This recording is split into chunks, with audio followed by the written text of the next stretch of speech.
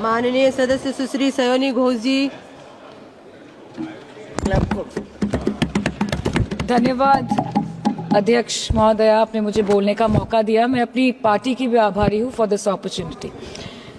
Madam, supplementary demand for grants is a constitutional pre-arrangement and I agree that it should definitely not be objected. But it also arises the question as to why does the government need further allocation when it has not been able to spend what it already has. In financial year 24, government's final consumption expenditure was 14%, but it decreased to 4.4% in financial year 25 second quarter. This means that the government has spent much less this year as compared to last year. In the first quarter of 24-25, government spending was 4.15 lakh crore and many cited model code of conduct a reason for spending less. But in the second quarter, it further decreased to 4.1 lakh crore. Madam, to my simple understanding, this grant is being demanded from the exchequer, but this is the money which is collected from the people and it is meant to be spent for the people. Since Professor Shogoto Rai has already spoken about the technical aspect, today I choose to speak on what this government has delivered to the people of this country, the utilization of resources in departments it's seeking additional grants for, and also its complex relationship with the state of West Bengal. Sir, इनके bulldozer के चलते madam Bharat के लोग सवाल पूछना भूल गए और भारत की जनता आजकल इतनी भूखी है कि खाने को धोखा भी खा लेती है। मैडम, भारत में एक मिडिल क्लास जो एक साल पहले एक वेजिटेरियन थाली 100 रुपए में खाता था, आज वही वेजिटेरियन थाली 152 रुपए की हो गई। टमाटर की कीमत 247% बढ़ गई, आलू की कीमत 180%, लहसुन 128% और तेल, नमक, आटा, मैदा 18%।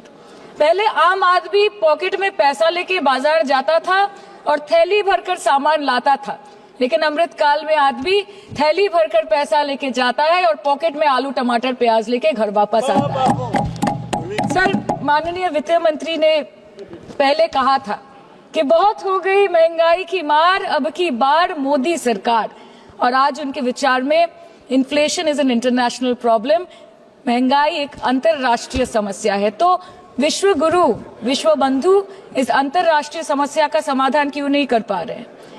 Ma'am, 74% of Indians are unable to afford a healthy diet.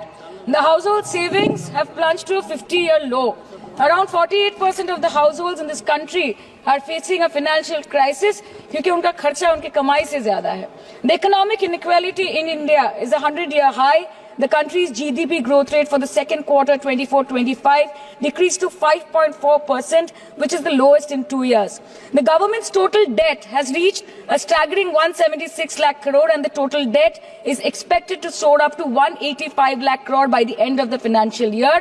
आज आपके उधार की वजह से हर हिंदुस्तानी पर 1.25 लाख का बोझ चढ़ गया और आप उनकी मजबूरी को अपनी ताकत समझते हैं। बंगाल में ऑल इंडिया तृणमूल कांग्रेस की प्रदेश युवा अध्यक्ष होने के नाते मुझे हर दिन कई नौजवानों से बात करनी पड़ती है। वो मुझे ये पूछते हैं कि मोदी जी ने हर साल 2 करोड़ नौकरी का वादा किया था, अर्थात 10 साल में 20 करोड़ नौकरी।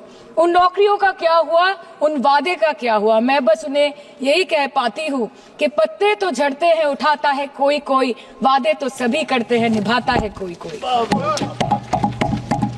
Ma'am, as per the latest report by CMIE, the unemployment rate has risen to 9.2% in June 2024 as compared to 4.9% in 2013-2014.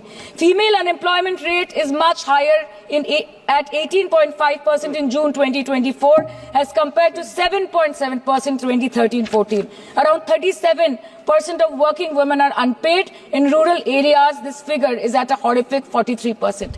प्रधानमंत्री जी बोलते हैं सबका साथ, सबका विकास, सबका विश्वास। अगर ऐसा ही है तो भारत के लोग आज देश छोड़ के क्यों जा रहे हैं? 2018 से लेके 2023 के बीच 6,70,000 भारतीय ने अपनी नागरिकता त्याग दी। सिर्फ 2022 में ये संख्या करीबन 2,25,000 की थी। In 2022 alone, 7,500 high net worth individuals with a net worth of more than 8.3 crore or more left India. नवंबर 2022 से सितंबर 2023 सिर्फ 10 महीने में 96,917 Indians were arrested attempting to cross the United States illegally. Modi ji कहते हैं कि वो सबके साथ है, मगर ये आंकड़े बोलते हैं जो सबका होता है वो किसी का नहीं होता। और बंगाल के साथ तो कुछ अलग ही रिश्ता है इनका। The relationship is that of quid pro को, ठुकरा के मेरा प्यार मेरा इंतकाम देखेगी। मतलब वोट है तो नोट है और वोट नहीं तो नोट नहीं। As per the available reports, as on 19 July, rupees 1.23 lakh crore is already due from the government of West Bengal against flagship programs like Manrega, PM Awas Yojana, Gram Sadak Yojana, National Health Mission, Central Food Subsidy. Further, 40,806 crore is projected dues against these schemes, bringing the total amount to a staggering 1.71 lakh crore. Madam, health care की schemes में सिर्फ fund हमको दिया नहीं जाता क्योंकि colour coding match नहीं करता है। सो आप सबका साथ सबका विकास जो बोलते हैं, is it hinging on colour coding? आपको रंग पसंद नहीं तो आप बंगाल के लोगों को पैसा नहीं दोगे और फिर आप आके बोलते हो कि हम बंगाल में जीत क्यों नहीं पाते। Ma'am, this is the reason, this step motherly attitude, जिसके लिए बंगाल के लोग हर बार इनको बड़े बड़े रसगुल्ला खिलाकर वापस दिल्ली भेज देते हैं। Even after making several attempts to crush our aspirations and our economy, Bengal government stands tall and true towards the commitment towards its people. Bengal में सिर्फ दीदी है तो मुमकिन है। The West Bengal government started transferring money to the bank accounts of 21 lakh people who worked for 100-day scheme without receiving any payments from the central government for Manrega.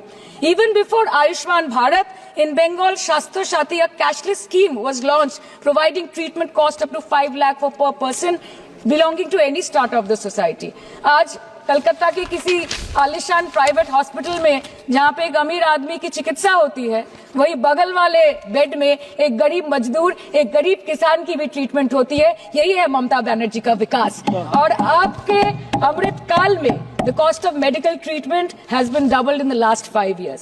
आप pharmaceuticals की, sir RG Kar पे बात ना बोले, आपकी CBI पे अभी तक कुछ बोल नहीं पाए। हम लोगों ने जो, हमारी पुलिस ने जो बोला था, they are still sticking to that. So उसके बारे में मत बात करें, ठीक है? आप उत्तर प्रदेश के बारे में बात करें ना सर।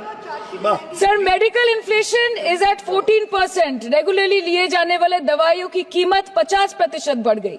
आप सिविल एविएशन के लिए ग्रांट्स मांग रहे हैं। एक एक डोमेस्टिक फ्लाइट, उसकी राउंड ट्रिप की टिकट 20 से 30 हजार में बिक रही है। आम आदमी आज हवाई चप्पल पहन के हवाई जहाज नहीं चल रहा, आम आदमी हवाई चप्पल बेच के हवाई जहाज चल रहा है।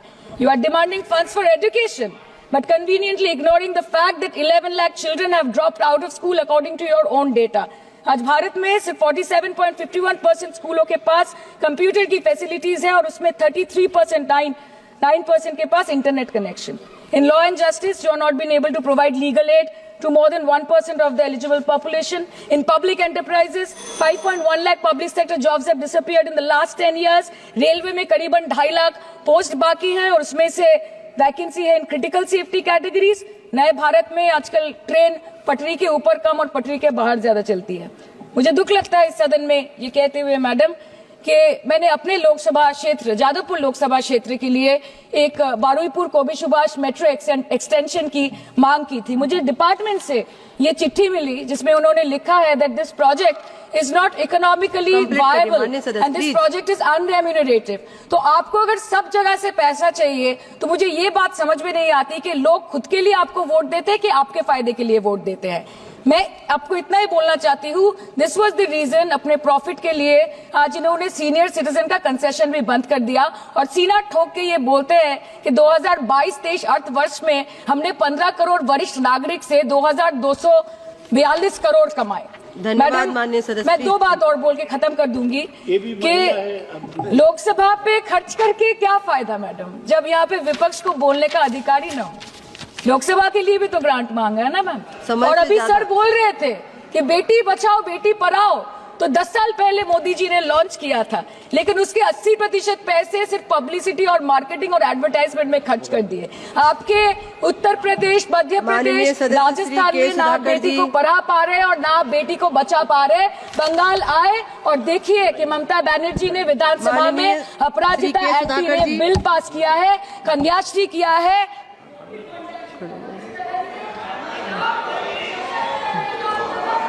Thank you, madam.